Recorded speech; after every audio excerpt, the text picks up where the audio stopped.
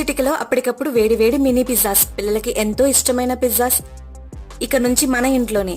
ఇక ఏమాత్రం ఆలస్యం చేయకుండా స్టార్ట్ చేసేద్దాము.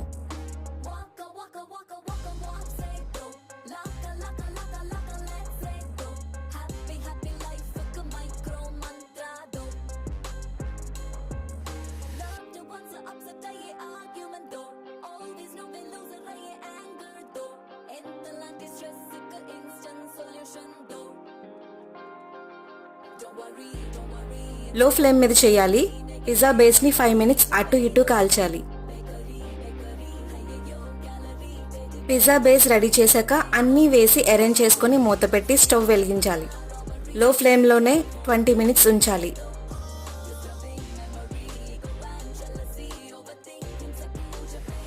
హాట్ గా tasty mini pizza ready. Enjoy your home made pizza byte.